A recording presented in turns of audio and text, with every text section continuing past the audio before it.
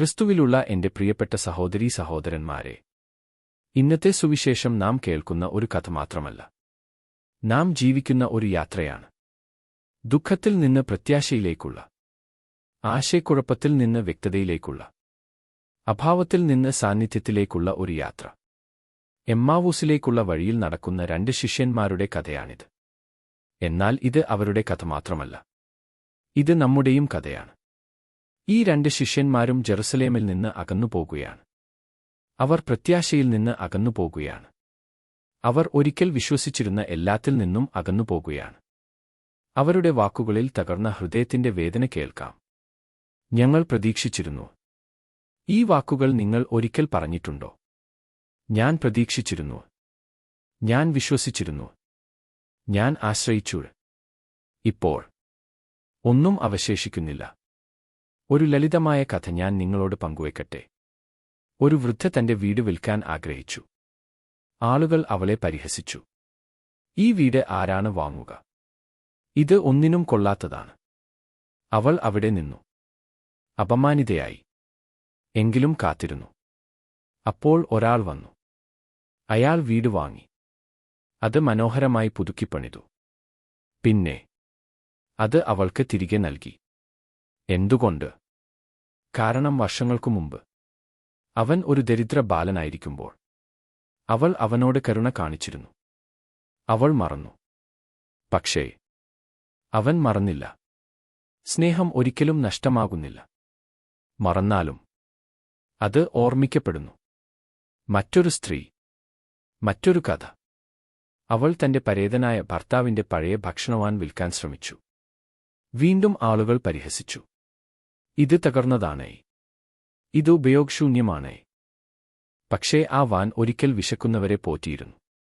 ഒരു മനുഷ്യൻ വന്നു. അവൻ വാൻ വാങ്ങി. അത് പുതുക്കി. അത് വീണ്ടും അവൾക്ക് നൽകി. എന്തുകൊണ്ട്? കാരണം ഒരിക്കൽ അവൻ വിശന്നു വന്നപ്പോൾ അവിടെ നിന്നാണ് അവൻ ഭക്ഷണം കിട്ടിയത്. സ്നേഹത്തിൽ നൽകുന്നതൊന്നും നഷ്ടമാകുന്നില്ല. അത് കാത്തിരിക്കുന്നു. ഒരു ദിവസം അത് തിരികെ വരുന്നു. ഇപ്പോൾ സുവിശേഷത്തിലേക്ക് തിരികെ വരാം. ശിഷ്യന്മാർ നടക്കുകയാണ്. അപ്പോൾ യേശു വരുന്നു.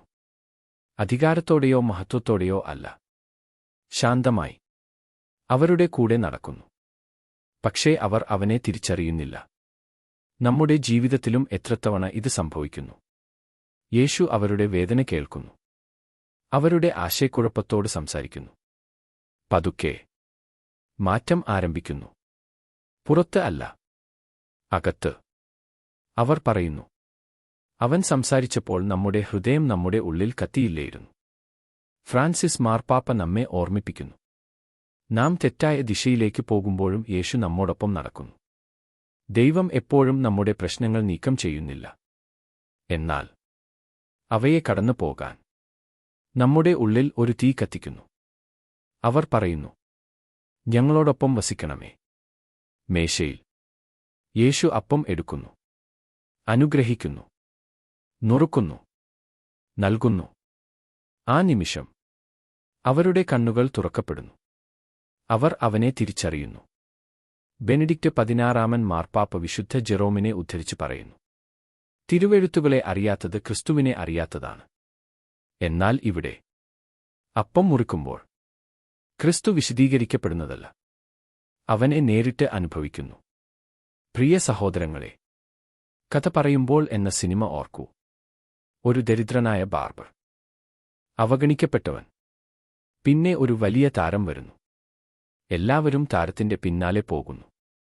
പക്ഷേ അവസാനം അവൻ പറയുന്നു, ഇവൻ എന്റെ സുഹൃത്ത്.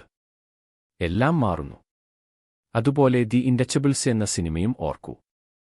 ഒരു സമ്പന്നൻ, എല്ലാം ഉള്ളവൻ, എന്നാൽ ഉള്ളിൽ ഏകാന്തൻ. ഒരു ലളിതനായ മനുഷ്യൻ അവന്റെ ജീവിതത്തിൽ എത്തുന്നു. അവൻ സമ്പത്തൊന്നും കൊണ്ടുവരുന്നില്ല, സാന്നിധ്യവും സൗഹൃദവും മാത്രം.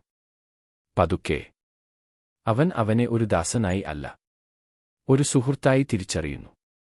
തിരിച്ചറിവ് എല്ലാം മാറ്റുന്നു. എമ്മാവൂസിൽ യേശു അവിടെ ഉണ്ടായിരുന്നു. പക്ഷേ അവർ കണ്ടില്ല.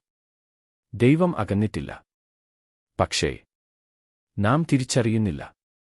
അവർ തിരിച്ചറിഞ്ഞപ്പോൾ അവർ എഴുന്നേറ്റു. അവർ മടങ്ങി. അവർ ഓടി. ദുഃഖത്തിൽ നിന്ന് സന്തോഷത്തിലേക്ക്, ഒളിച്ചോടുന്നതിൽ നിന്ന് ദൗത്യത്തിലേക്ക്, ഇരുട്ടിൽ നിന്ന് വെളിച്ചത്തിലേക്ക്. എന്റെ പ്രിയപ്പെട്ടവരെ, ഈ സുവിശേഷം കേൾക്കാനുള്ളതല്ല, ജീവിക്കാനുള്ളതാണ്. ഈ ആഴ്ച തിരിച്ചറിയുക. നിങ്ങൾ അവഗണിക്കുന്ന ഒരാളിൽ യേശുവിനെ തിരിച്ചറിയുക. നിങ്ങൾ സാധാരണമാക്കി കാണുന്ന സ്നേഹത്തിൽ യേശുവിനെ തിരിച്ചറിയുക. നിങ്ങളുടെ ജീവിതത്തിൽ നടക്കുന്ന യേശുവിനെ തിരിച്ചറിയുക. കാരണം യഥാർത്ഥ ദുരന്തം ദൈവം ഇല്ലാത്തതല്ല, അവൻ അടുത്തിരിക്കുമ്പോഴും നാം അവനെ തിരിച്ചറിയാത്തതാണ്. അതുകൊണ്ട് നമുക്ക് പ്രാർത്ഥിക്കാം. കർത്താവേ, ഞങ്ങളോടൊപ്പം വസിക്കണമേ. ഞങ്ങൾ അകന്നുപോകുമ്പോൾ വസിക്കണമേ. ഞങ്ങൾ നിന്നെ തിരിച്ചറിയാത്തപ്പോൾ വസിക്കണമേ. ഞങ്ങളുടെ ഹൃദയങ്ങൾ തണുക്കുമ്പോൾ അവയെ ജ്വലിപ്പിക്കണമേ. ഞങ്ങളുടെ കണ്ണുകൾ അടഞ്ഞിരിക്കുമ്പോൾ അവയെ തുറക്കണമേ. ഒരു ദിവസം നമ്മളും തിരിച്ചറിയും, അവൻ നമ്മോടൊപ്പം നടന്നിരുന്നു. എപ്പോഴും. ആമേൻ.